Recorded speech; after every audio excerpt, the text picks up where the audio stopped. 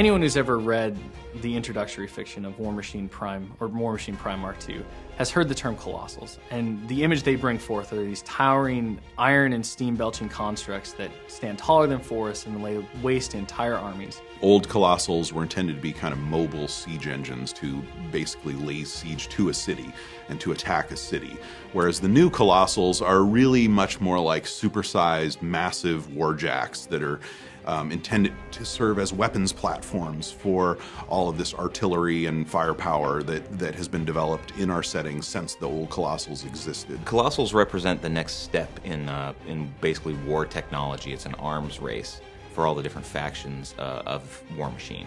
So they've gone from warjacks and now they've sort of escalated it to these great big, much more hulking war machines, the Colossals. Colossals not only dominate the battlefield through sheer power, they also dominate through sheer size. Your typical Colossal is twice as tall as a faction heavy. For instance, the Conquest is actually as wide as the Legion battle engine is tall, the Throne of Everblight.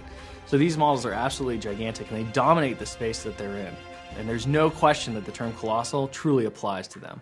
What we have with the new Colossals is a warjack that's noticeably larger than even the heaviest warjack, but is still able to move like a warjack, still has some of the nimbleness and quickness that a heavy warjack would have, because it's based on similar technology and similar techniques, just scaled up. These things really have a huge presence on the battlefield. They're truly impressive models.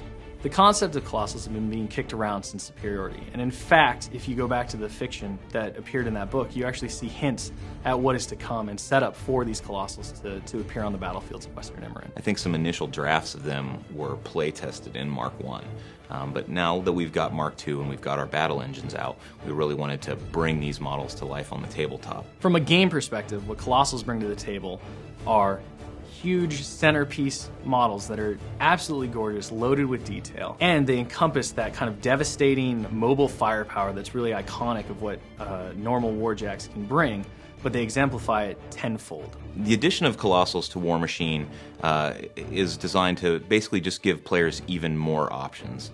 Whether you go bigger games with more models including Colossals, or whether you go sort of smaller games but with the really big heavy hitters. Our ultimate goal was to make sure that we created a model that was truly a powerful piece and that players would enjoy and have fun playing, and that would exemplify what it means to be a Colossal without making it game-breaking. So just as with the battle engines, we strove really hard to make sure that you have these gorgeous centerpiece models that do their work on the table, but that aren't instant win buttons and that players have to field to be able to be competitive within the tournament scene or even on a casual play surface. The major differences between battle engines and Colossals is the Colossals are warjacks, so they get focused, they can make power attacks, they are part of the battle group, so they get affected by battle group spells. And on the power attack side of things, they actually get 2 new power attacks. Because of their size, they're able to do a couple of things that your standard light and heavy warjacks can't do. One of the first things anybody looking at a Colossal card is going to notice is the fact that they have 2 damage grids. This is really important because it really lets us show the size and the durability of these machines.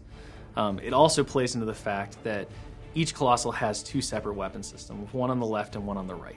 And it's also got a new system called a superstructure system. So Colossals, many of them have very big guns that can attack in both fields of fire. Something akin to a turret for a tank, right? On top of the Conquest, he's got a huge battery of guns that can just fire and cover his whole front arc. So the double damage grid really allows them to be represented properly on the tabletop in terms of resilience, in terms of system integrity, and in terms of sheer size. Designing the Colossals gave us a few challenges in the production and creative end of things. One of the things we wanted to make sure didn't happen was it looked like we took a standard size warjack and just made it bigger. We want to retain the level of detail that you see on the regular, like say, heavy warjacks. How small can we make these rivets? Can we put them here and put them over here? Can we get away with this thing? Can we get away with that thing? I really wanted to make all the guns rotatable, head movable. I want to make sure the arms can go around, Get these stiff robots, bring some life into them, posing them out, getting them and filling some life, and just going through and adding lots of little subtle details to them that really bring out the scale. Actually have the pistons be separate, so when the waist rotates, we can have the little pistons rotate with the waist. So that we enjoyed being able to bring out these little details better.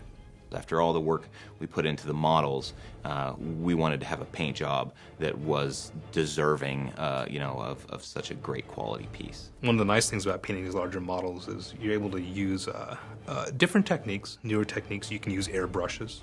You can use multiple colors of primer and spray paint as your base coat. Matt was able to use a salt weathering technique, putting down like a rust base coat and putting salt on, and then spraying the base coat over that, like the color blue or red, and like knocking the salt off, and it automatically makes all these like chip effects. So these aren't just enlarged models.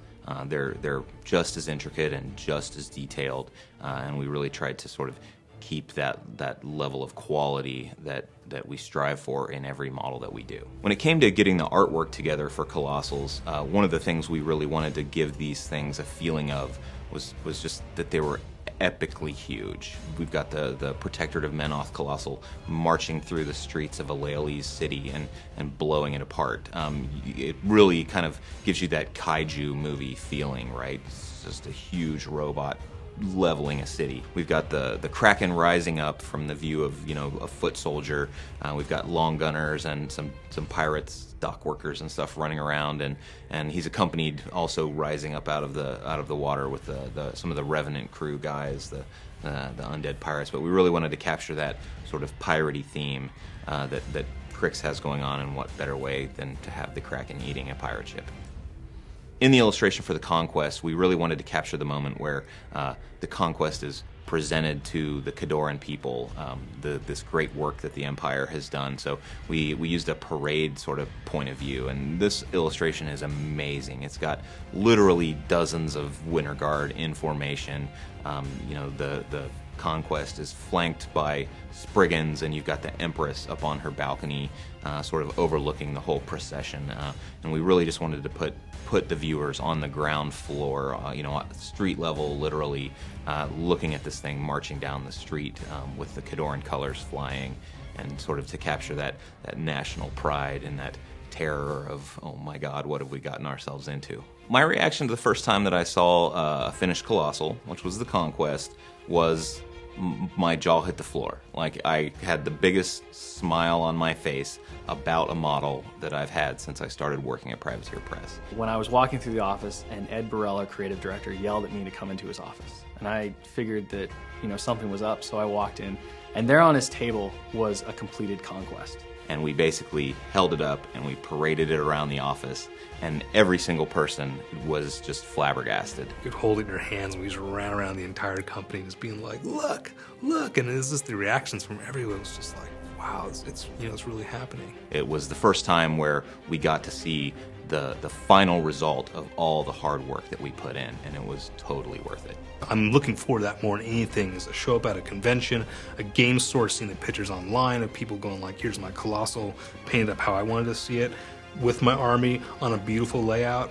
Dream come true right there. That's what I live for. I love it. And I hope that they have the same kind of joy and exuberance as they wreck somebody's face with their Colossal that we had the first time when we saw them working on the table, and we really started to understand the different strategies and tactics you had to bring to make models, to make Colossals really work within your army.